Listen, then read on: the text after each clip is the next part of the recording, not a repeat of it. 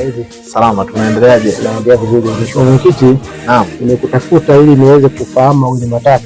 Ndio. Katika wilaya yetu ya Kwimba Mwenge wa Uhuru utafika tarehe 17. Sahihi. Utaenda kuzindua miradi na kuangalia vikundi mbalimbali.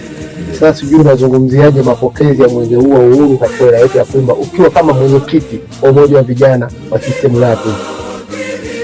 Ndugu mtangazaji, kwanza nikushukuru kwa kufanya jitihada za juu na chini kwa kuweza kunitafuta, na mimi nataka niujulishe umma kwa niaba ya jumuiya umoja wa vijana wilaya ya Kwimba, kama ulivyotangulia, kwa majina yangu naitwa Comrade Emmanuel Kakawili, ndiye mwenyekiti wa jumuiya hii ya vijana. Sisi kama jumuiya tumejipanga eneo la mapokezi ambapo tutapokelea maeneo ya Sumve.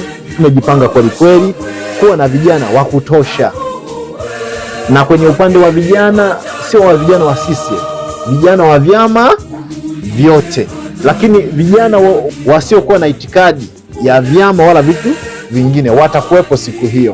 Kwa hiyo zitakuwepo burudani za kutosha, vijana wa kutosha. Nia na madhumuni ni kupokea mwenge wetu wa uhuru na kuuraki ukiwa umeng'aa, lakini pia kuwapokea viongozi wakiwa wana afya nzuri. Wakishaingia kwenye viunga vya wilaya ya Kwimba, tunaamini kwamba mwenge wa uhuru utakuwa eneo salama, viongozi tutawapokea wakiwa wana afya na tutawakabidhi wakiwa na afya njema, na mwenge wetu utakuwa.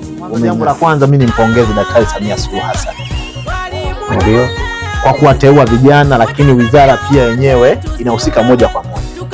Na ukiangalia historia ya mwenge wa uhuru, waasisi wao walikuwa ni vijana, tukubali tukatae, lakini pia mwenge wa uhuru umeanzia wapi? Kwenye chama. Hilo nadhani linafahamika. Kwa hiyo hata na sisi kwa mwaka huu, licha ya kumpongeza tu Daktari Samia Suluhu Hassan kwa kile alichokifanya, sisi tutamuonyesha kwa vitendo kwamba yale aliyoyafanya sisi tunataka tukayatekeleze. Asante sana, nikutakia kila laheri katika mapokezi na maandalizi ya kupokea mwenge wa uhuru 2026 katika wilaya ya Kwimba. Tukutane Sumve, tukutane kwenye miradi, tukutane kwenye mkesha. Lakini kwenye mkesha nataka niwaambie vijana, tutakuwa na vijana ya zaidi 1000 watakuwa pale kwenye mkesha, lakini pia hata kwenye mapokezi. Kwa hiyo mkesha wa mwaka huu nataka niwaambie vijana wote waje, wasisite. Burudani za kutosha zitakuwepo, na sisi kama vijana hatutarara, tutakesha na mwenge wetu, lakini pia tutaukabidhi wapi? Shinyanga kimkoa. Lakini pia nataka niwaambie watu wa Shinyanga wasiuchukulie mkoa wa Mwanza kizembe.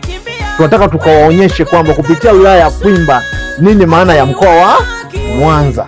Kwa hiyo kwetu tutajaa.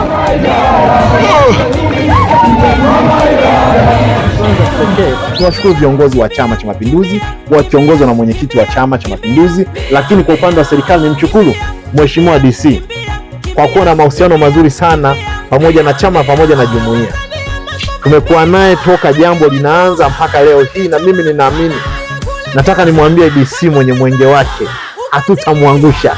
Vijana wa Kwimba tuko naye, tunampenda, tunamwahidi sisi kama viongozi wa chama na mimi kama mwenyekiti wa jumuiya, Mheshimiwa DC hatutamwangusha. Tutamfurahisha kweli kweli, tutawapokea wakimbiza mwenge, tutatembea na mwenge, tutapita kwenye miradi, hata wageni watakao kuja watafurahi. Asante sana. Kidumu Chama cha Mapinduzi. Kidumu chama tawala.